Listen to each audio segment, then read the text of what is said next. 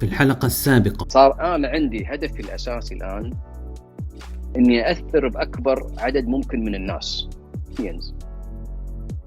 قال يعني بس اللي ياخذ الدورة يفكر واللي ما ياخذ الدورة ما يفكر. طرح الفكرة صراحة خطيرة جدا. خلنا نحبكها أول بعدين نسوي. قال لي أنا بيها 6 سيجما فيها سيفنج. لا ما عليك. الولد كان حاط يعني الاكسبكتيشن estimated value كان 6 ملايين دينار 6 ملايين دولار 6 ملايين دولار سيفنجز.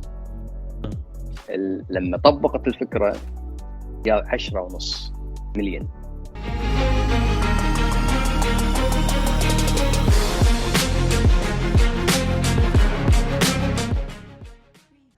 السلام عليكم ابو ناصر، كيف حالك حبيبي؟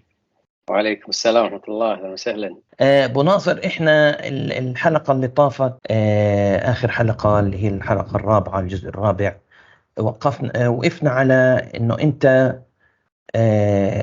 وصلت ل supply chain management supply chain اللي هم يسمونها business planning leader supply chain planning leader. ايوه وبعدين قلت لي انك انت يعني the next step was انك نقلت على بوبيان. فبس اشرح لنا ابو ناصر كيف نقلت على بوبيان وايش اللي خلاك تنقل how did this كيف الموضوع بدأ انك انت رحت على بوبيان، تركت ايكويت بعظمتها وبالهيستوري تبعك ورحت على بوبيان. فتفضل. بسم الله الرحمن الرحيم. طبعا احنا اكمالا للاحداث اللي صارت في خلال يعني الكارير مالي كارير باث في ايكويت كانت يعني صار لي في ذيك الفتره 14 سنه. طبعا كانت كمثال الجامعه احنا نسميها ايكويت از كوليدج، يعني الشخص اللي يطلع منها از جراجويت، مو موظف يعني بكل بساطه ترك عمله وراح، يعني لا احنا نسميها تخرج من ايكويت من كميه المعلومات والديفلوبمنت اللي صارت تصير للموظف خلال خروجه من ايكويت. يعني احنا بايكويت ترى عايشين داخل فقاعه كبيره، لا احد يعرف عنا شيء ولا احنا نعرف عن العالم الخارجي شيء.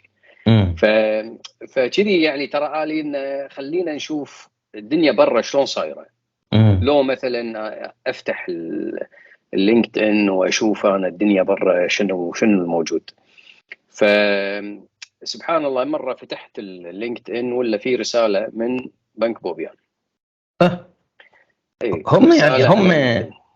هم يعني they approached you. نعم كان في رسالة لأن هم يبون specific role. الرسالة specific role كان عندهم opening على change manager، وكان يبون أحد عنده lean management يعني experience. فقالوا لنا احنا عندنا نية وهذا عندنا رول مانجمنت رول، واذا احنا حابين نقابلك ونشوف. رحت اول مقابلة كانت مقابلة مع مجموعة الاوبريشن جروب. المقابلة كانت جدا ممتازة. سوري ايش كان البوزيشن اللي عارضينه عليك ولا لسه ما حكوا معك على بوزيشن؟ البوزيشن بلا تكلموا عنه هو عبارة تشينج مانجر. طيب رحت وثاني يوم رجعت مرة ثانية مقابلة أخرى مع مدير الأوبريشن. صار فيه مقابلة ثالثة أخرى مع إدارة العليا التوب مانجمنت في بوبيان. فهني أنا بديت أفكر شوية بطريقة يعني جدية إن والله يعني it's happening، ليش لا، وخلني أستخير وأشوف. كانوا حتى هم مستعجلين يعني قالوا ردنا خبر بأسرع وقت يعني.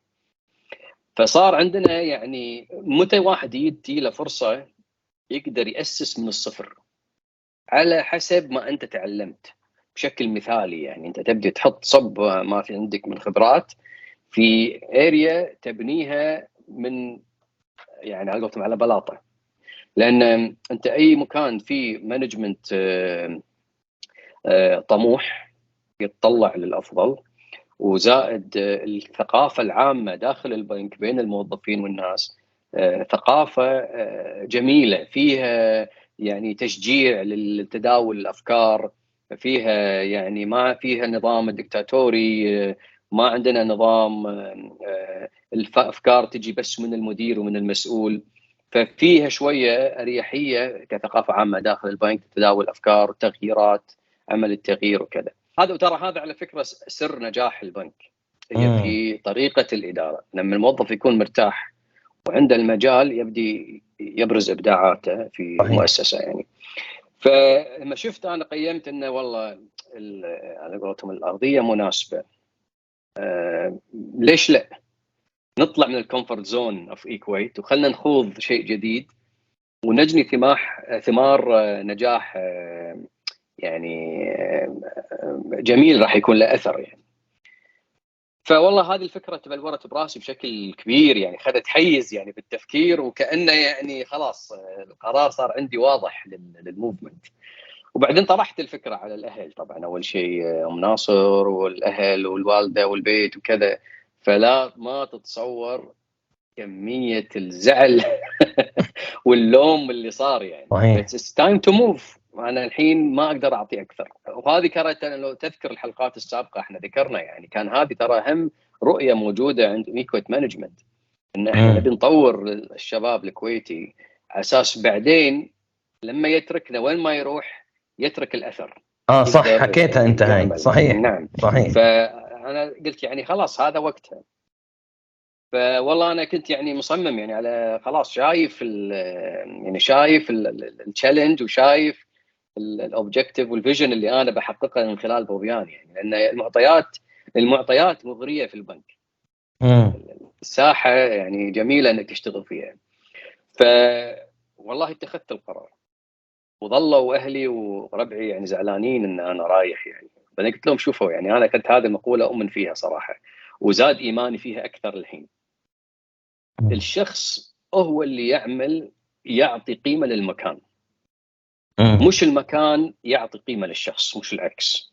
يعني لا ينظر الشخص لمكان معين، اداره بسيطه في مجال معين، ان لا والله هذه الاداره مش مهمه او مهمشه فانا ما اروح هذا النوع من الادارات. لكن لو انت فاهم فيها ممكن انت تبدع فيها، الاداره هذه راح تكون اداره من اهم الادارات. فمش بالضروره يكون هذا. فانا حتى كنت اعطي مثال جيد دائما اقول انه يعني لو انا تي بوي اعمل الشاي، راح اعمل شاي اخلي السي اوز يتكلمون عنه والادارات العليا تتكلم عنه، وخليهم يطلبوني انا بالاسم عشان نعمل مثلا نعمل. لو كان هذه وظيفتي. فانت ما في وظيفه تكون وظيفه والله هامشيه او ما لها معنى، انت تقدر تعمل المعنى والفاليو في هذه الوظيفه. فبالتالي قلت انا خلاص يعني ما كانت بالنسبه لي الرؤيه جدا واضحه ان انا هذا بالضبط اللي انا ابيه. ولما دخلنا طبعا خلاص بديت مع بوبيان مرحله جديده، وقعت معاهم وتوكلنا على الله ودخلت الفريق. طبعا الفريق كان يعني يعني شو اقول لك الكلمه، فراجمنتد يعني شويه مفكك زين، مو نظامي. الاداره هذه مش نظاميه من اي ناحيه، ما كان عليها مدير تخصص يديرها، فكان المدير يدير الموضوع مثل ماسك الدفه انه يمشيها بس مو فاهم في تفاصيله، مجرد انه يمشيه. وما هو مدير متخصص فيها، هو مدير ادارات اوريدي موجوده تحته، وهذه كانها ملحق بس الحقها فيك ومشي الشغل. فالموظفين داخل هذه الاداره كانوا 3 موظفين، ومش عارفين مش فاهمين اصلا الكونسبت 100%. وعندهم طموح، يبي يعملون تغيير، يبون يعملون شيء، لكن ما في انسبيريشن، مو عارفين من وين ينطلقون. يعني انت اللين مانجمنت هي عباره عن فكر، فلسفه، وطريقه عمل، وفيها من خلالها فيها تولز، اشياء انت تستخدمها عشان تفعل الثقافه هذه. بعد فهمك للثقافه تقدر انت تصير فعال اكثر من خلال استخدامك للتولز. بنك بوبيان بسبب انه ما في متخصصين في المجال، فكانوا بدوا بالتولز على طول. فبالتالي صار الموظف مش فاهم كيفيه استخدام التولز وليش استخدمها، وشنو الفاليو وشنو القيمه من استخدامي للتولز هذه. فما كان في شرح وافي يبين لهم أهمية استخدام التولز وش حقه وليش. عندهم استراتيجية بس لكن ما كان في الفهم التام لفلسفة اللين مانجمنت داخل الإدارة. فكان المجال في البداية كان في ريزيستنس من استخدام التولز ومش فاهمينها. فهذه كانت أول شهرين بالنسبة لي أحاول، أنا دخلت أفهم شو اللي قاعد يدور، شنو الطريقة الطريقة الحالية اللي يتم استخدامها. أسمع من الموظفين، اكتشفت أن الموظفين أغلبهم أو كلهم تقريبا ما عندهم الباك جراوند المناسب لمعرفة اللين شنو هو أو عبارة عن إيش بالضبط. معلومات جدا سطحية ويعني عامة. فأول اجتماع مع المانجمنت شرحت له، قلت له يعني احنا نحتاج إعادة شاملة للمنهجية اللين، هذه التغيير كلها منهجية التغيير. طبعا ميزة بوبيان مثل ما قلت لك الإدارة قال خلاص يبقى أنت متخصص، احنا جبناك هذا تخصصك، يعني اعمل اللي تشوفه مناسب واعرض علينا يور استراتيجي، يعني استراتيجيتك في العمل. فرحت عملت استراتيجية كاملة، طريقة عملية تغيير شامل للمنهجية. قلت له لازم ألغي كل التولز هذه اللي تتم استخدامها حاليا، كلها نحن نلغيها، وراح نبدي في تجهيز الناس وتأهيل البنك كله كموظفين، نعرفهم شنو يعني لين مانجمنت، فلسفة هذه شنو هي عبارة عن ايش بالضبط. وراح أخرج لك ناس تسميهم لين امباسادرز، سفراء لللين، متمكنين بالنسبة لللين، وهم راح يشتغلون في مشاريع للبنك. راح مثل ما تقول راح أجند الموظفين يتم اختيارهم بعناية، وهالموظفين هذيل هم راح يقومون بالتغيير. هذول موظفين مش تبع الإدارة تاعتك، موظفين في الإدارات المختلفة بالضبط. أنا عملت لهم موديل. أول عملية عشان تنجح النجاح في التغيير، لابد أن التغيير يتم من خلال الموظفين نفسهم. يعني لما أنا في الاريا تبعي عندي مشكلة، إجراء طويل عقيم يأخذ وقت، ما راح أنتظر شخص من برا يجيني يفرض علي طريقة تغيير. هذه مش طريقة سليمة للتغيير. لابد أن الموظف نفسه اللي يعمل هذا، اللي يشتغل في هذا الإجراء بشكل يومي، هو اللي يقوم بالتغيير هذا. طبعا بعد ما بدأنا الآن عملية إقناع الإدارة أن لابد أن نعمل تغيير في النظام العام بالإدارة هذه، لأنه مو شغال بشكل احنا نسميه أورجانيكلي داخل الأورجانيزيشن، لابد أن يتم تغييره ونبدي نعيد بناء الكونسبت هذا وثقافة اللين من البداية. فكان في سبورت، هذا أهم شيء. فإحنا قلنا لما نبدي في موديل، أول شيء نبدي موديل أن عملية التغيير لابد أنها تتم بالبنك من خلال الموظفين. أنا أبي أنشر ثقافة في الأول لكل موظفين البنك، الإدارات، المانجمنت، للناس جميعا، ونبي نعمل شوك. عرفت الشوك هذا لما الشخص اللي كان ميت وأنت تبي تعطيه تنعشه، تعطيه هاي الإلكتريك إلكتريك شوك. نبي نعمل إلكتريك شوك للإدارة، ومو بس إلكتريك شوك، ونبي نعمل صيحة، نبي نعمل احنا نسميها فز على أو بز بالبنك على أساس نلفت انتباه. فهني تطرقنا إلى أن احنا نعمل اشتغلت على طبعا في كونسبت التشينج. الأبو التشينج بالمانجمنت هو كوتر. الكوتر موديل هو أساس. الشخص هذا حط أساسات 8 خطوات لعملية التغيير. وهذه الخطوات يعني عملية جدا، منطقية جدا.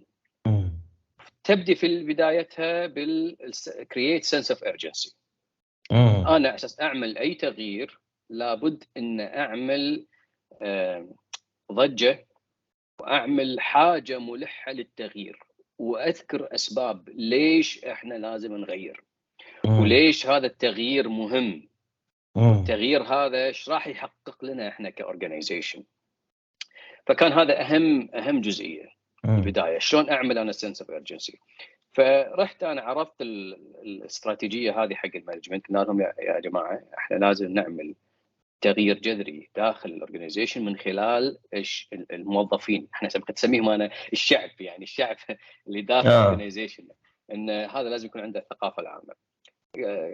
فلازم على طريقه وميثودولوجي منهجيه للتغيير. انا want to walk it. لما يصير عندي الموظف عنده افكار، انا ابي افكار الموظف تكون واقعيه، فانا ابي اكسب الناس من خلال افكارهم. احنا ارتقالي، احنا ليش قبل كان الموديل القديم مش ماشي بشكل مثالي؟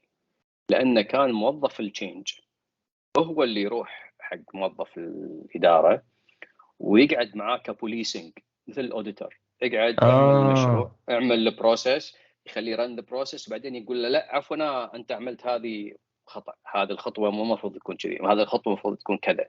فيعطي اوامر ويعطي طريقه توجيه ايش هي الطريقه الصح. ففي ناس كثيره اللي عندهم خبرات ما يقبل هذا النوع من الانتراكشن، يعتبره تدخل سافر على خبرته، على صحيح. على عمله، فيصير في ريزيستنس، يصير في مقاومه، فيبدي يحاول انه يرد.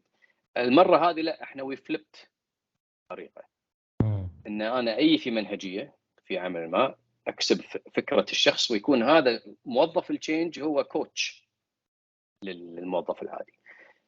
فجيت انا بالمنهجيه، عملت عليها، لكن المنهجيه هذه ما عرضتها على المانجمنت من البدايه لسبب.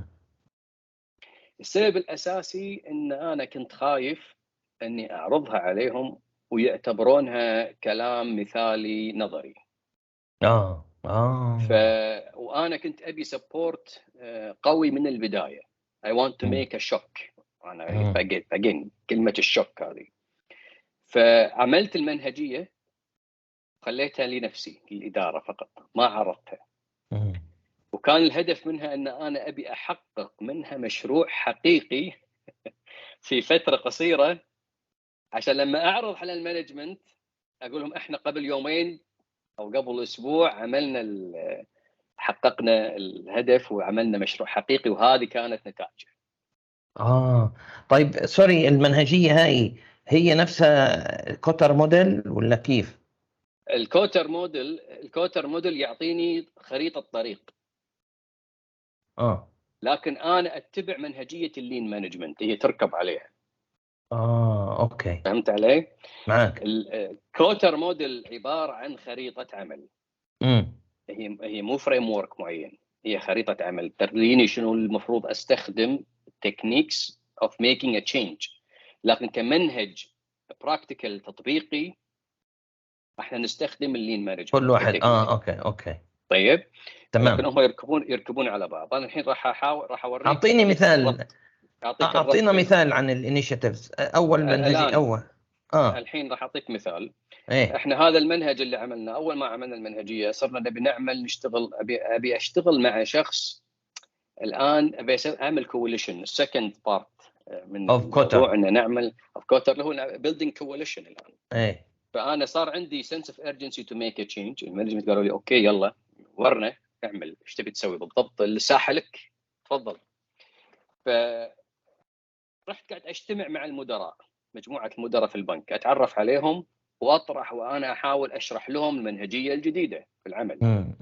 فوانا اشرح اشوف من الشخص البليفر في هذه المنهجيه في البدايه، اللي يتفاعل معي، في تفاعل بيني وبينه في العمليات. فكان احد المدراء في اداره السيلز كان له تفاعل ايجابي بشكل مباشر معي ومع المنهجيه بالذات، وقال لي انا اصلا مؤمن فيها وانا مستعد اسخر الموظفين للعمل شيء ناجح بهالمجال. انا قلت بس تمام، هذا اللي انا احتاجه، خاصه في بداياتنا. ركزت على هذه الاداره، اداره السيلز، نديرها في سبورت، فام بيلدينج الكواليشن. الحين قلت له طيب الحين خلينا نشتغل مع بعض. فقمنا نشتغل مع بعض بانيشيتيف، وهو اعطاني انيشيتيف ومن عنده ان في طريقه في عمل. فالانيشيتيف كانت كالتالي: كان الموظفين اللي هم موظفين يسمونهم احنا سيلز ايجنتس في وكالات السيارات. الموظفين هذول لما يجيهم عميل يبي يشتري سياره، يبي ياخذ مرابحه من بوبيان لون، فاذا بيروح ياخذها نعمل، الموظف لابد انه يعمل تحديث لبيانات العميل، لكن هو ما عنده اكسس، ما عنده صلاحيه يعمل التحديث. لابد انه يرسل طلب الى اداره العمليات، واداره العمليات تعمل له وترد له بالكونفرميشن. فاداره العمليات مو كل مره يعني متواجده في نفس المكان تعمل يعني بيزي مشغولين على ما يعمل، فيكون العميل قاعد مقابل الموظف ينتظر انتظاره قد تطوف النص ساعه الساعه، الموظف ينحرج، موظف بوبيان يبي يحاول يسولف مع العميل يطوف الوقت. لكن يقول احنا ننحرج صراحه مع العملاء، يعني بعض الاحيان الطول فوق الساعه العميل يمل وعنده شغل فيتركنا ويروح حق بنك ثاني، فاحنا قاعد نخسر عملاء بسبه عمليه تحديث بيانات يعني. فهذا الموضوع مأرقنا كان. فرحنا قلنا ممتاز، خلينا نعمل على هالانيشيتيف، خل نحاول نعمل لكم تغيير في هذه الانيشيتيف. فتم العمل معاهم خلال ظرف قليل، يعني خلال اسبوعين حاولنا احنا نحل المشكله هذه. طبعا انا ما ابي ادخل بتفاصيل الحل، لكن يعني استخدمت معهم تكنيك اللين مانجمنت، الفايف وايز، الروت كوز، هذا الكوز اند افكت اناليسيز، واستخدمنا معهم تكنيك. توصلنا مع خلال اداره المخاطر ان في فيلد معين ورقم التليفون كان هو عامل مشكله، لو هذا الفيلد يتم تغيير كل شيء ما عدا رقم التليفون، اعطونا قالوا لنا اوكي ما في مشاكل، لكن اذا غيرت التليفون في مشكله. فسالنا الاي تي اذا تقدر تعمل جراي اوت بس الفيلد التليفون تسكره، اي شيء ثاني العنوان يتم تغييره من خلال الموظف بوبيان السيلز تعطيه اكسس عليه اذا ما في مشاكل. قال لا ما في مشكله، لكن الا رقم التليفون، اذا تم تغيير رقم التليفون لابد انه يرسله الى العمليات. لكن كم مره يعني كم واحد يغير تليفونه بالسنه يعني؟ ما في، قليل جدا، صحيح قليل جدا يعني هذه المسألة تصير. فخلصنا المشروع بوقت قياسي خلال اسبوعين يعني، وعملناه ووديناه لايف. حتى حسبنا البيفور والافتر بالداتا، قبل خذينا افريج كان تقعد 33 دقيقه تقريبا العميل كافريج ويتنج تايم على ما تخلص موضوع هذا، وصلناها الى 3 دقائق. طبعا كان فرونت اوف، فهذه كانت بالنسبه حق السيلز بيج ديل يعني. فهذه المساله، هذا المشروع يمكن اكثر مشروع يعني صار مشهور في البنك يعني. هذول بسموها هاي بسموها كويك وين بالضبط. كويك وين، انك انت عملت شيء بسيط بس الامباكت تبعه كبير. وهذه ترى هم احدى مراحل كوتر موديل. كوتر موديل التركيز على الكويك وينز، اعتقد هي رقم 6 من الليفلز. ركز على الكويك وينز، هذه من اساسيات التغيير في اي مكان في اي مجال انت تبي تغير. ركز على الكويك وينز، مش مهم الامباكت الكبير ولا صغير، خلي يكون الامباكت صغير، لكن الكويك وين از امبورتنت لانه يعطي ثقه بالنفس، يعطي ثقه للفريق، يعطي ثقه للمستقبل التغيير. فهذا احدث ضجه. وبعدين هذا الشخص المدير السيلز كون ثقه كبيره ومطيده بيننا وبينه بعد ما عملنا له هذا المشروع في ظرف قياسي وصغير. فاحنا وي ووك ذا توك معه هالمجال هذا. فالان خلال في ظرف اسبوع انا لازم اعرض الاستراتيجيه للمانجمنت. فانت دخلت عامل سكسس اوريدي. بالضبط. فلما رحت عرضت الاستراتيجي المانجمنت موجودين وانا اعرض التفاصيل، هم اوكي تمام، نظري كونسبتشوال وطريقه العين طريقه التغيير. اخر شيء انا اشرح لهم المنهجيه، قلت لهم هذا الاستراكشر اللي احنا راح نشتغل عليه، هذه الاساسيات، هذا الفريم ورك منهجيه العمل، وهذا راح تحقق لنا. وعلى فكره السلايد اللي بعده، وهذا المشروع تم قبل اسبوع وراح بروف اوف كونسبت وهذا نتائجه. انا اجمل شعور كان لما شفتها بعيونهم، يعني طالعوا طبعا هذا سامبل ولا حقيقي، يعني هذا سامبل بروجكت ولا صدق. انا يعني اجمل شعور لما شفت يعني الجنون الابتسامات الحقيقيه يعني اللي نابعه انه يعني اوكي انت يعني داش، لا يعني كانك انت لاعب محترف داخل ويانا وانت احنا اقتنعنا يعني اقنعتنا فيك يعني. فبعد بعد هذا الاجتماع اكتسبت ثقه كبيره من المانجمنت. يعني اعطوني ثقتهم بشكل عام، فبديت اشتغل بشكل اريح شوي.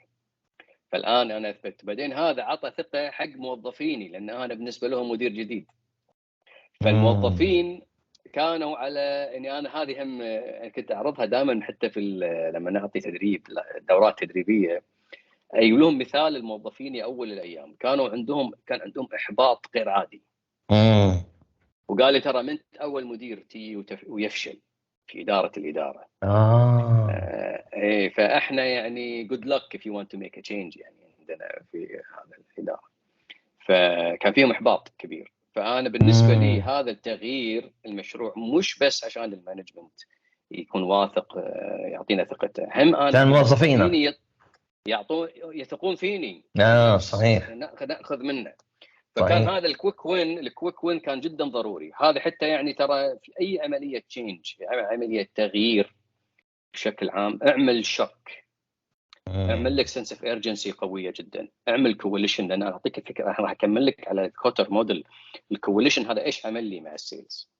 اوكي ابو ناصر، this is a good place to stop. خلينا لانه الموضوع شكله شيق ويعني very interesting، وبدنا اياك تاخذ راحتك في الحكي، فبدناش الناس تمل. فخلينا نوقف هاي الحلقه وان شاء الله بنكمل بالحلقه الجاي.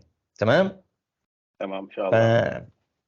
مشاهدينا الكرام، نشوفكم الحلقه الجايه ان شاء الله. نستودعكم الله. السلام عليكم ورحمه الله وبركاته. تشاهدون في الحلقه القادمه. فصار عندي الان في ثقه من الموظفين في المنهجيه اللي انا معي، فصار يبون يتعلمون. فقلت لهم الان لازم اعلمكم المنهجيه بشكل قوي جدا، لان انتم راح تعلمونها للناس، لكل الستاف في البنك. يعني كيف يتم التغيير، كيف اتعامل مع الناس، كيف انت تتقابل فكره الناس، شلون ابدي اكتب الستيتمنت اوف ايرجنسي. ابو ناصر very interesting بصراحه، قصه كتير جميله very interesting. انا كاني قاعد احضر فيلم هيك ثريلر